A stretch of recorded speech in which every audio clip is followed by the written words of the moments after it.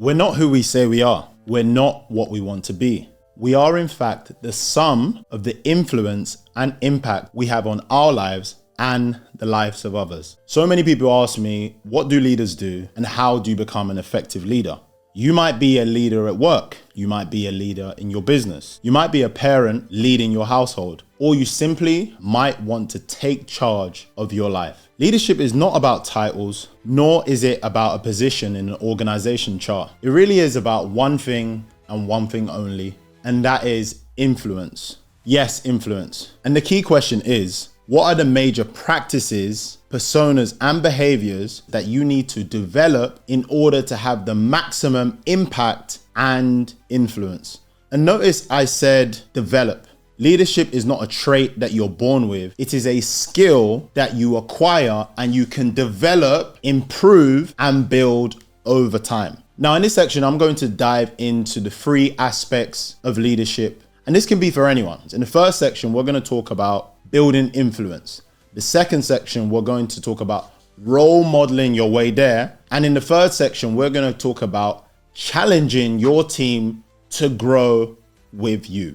The best way I believe we can learn about leadership is through frameworks. Why? I love frameworks because they act as internal architecture to create rooms in the brain to store information. And the name of the framework, surprisingly, is influence. So in this section, influence is an acronym that we're going to break down into components, which if you can apply to your life today, you will become an effective leader and you have maximum influence and impact in the lives of the people you lead and in your life going forward. Let's dive in. Leadership is not just about you. This is something that I had to learn the hard way. A few years ago, when I started my journey in investment banking, I was so focused on being the best analyst I could be. After having a few meetings with my team, I found out that if I was to perform above expectation, I could be promoted to an associate in 2 years as opposed to 3 years, which is the normal course of action. So what did I do? I got my head down.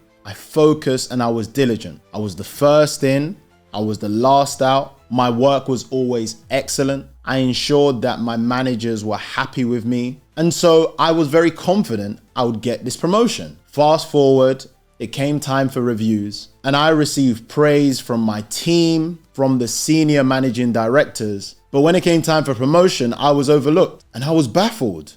I instantly called for a meeting with my manager and I vented out my frustration. And he told me one thing that changed my mindset. He said, as an analyst, you are focused on your work stream and the team you work with. But as an associate, you have to lead others. Your responsibility is not just the work you do, but also delegating and having influence on the people you work with. And that's when it clicked. It's not just about being the best example. A captain in a football team not only has to lead by example, but he needs to bring others to be the best version of themselves. And the way you do it is influence. Let's dive in. The first word in our acronym leadership is I. I stands for integrity. Integrity is not just about being honest, but it's about embodying the values you set. So if you are a leader who rewards quality, you shouldn't be seen rewarding quantity. There's a couple of things I need you to think of when it comes to having integrity as a leader.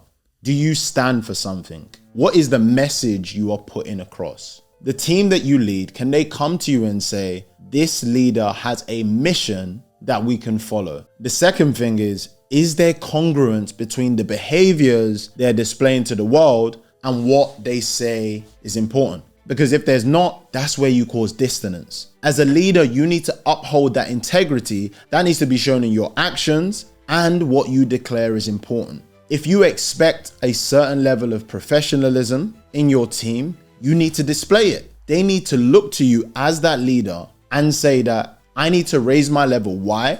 Because my leader is doing exactly what I'm saying. He has treaded on the path that he's telling me to walk. And the third thing is you need to be an effective messenger.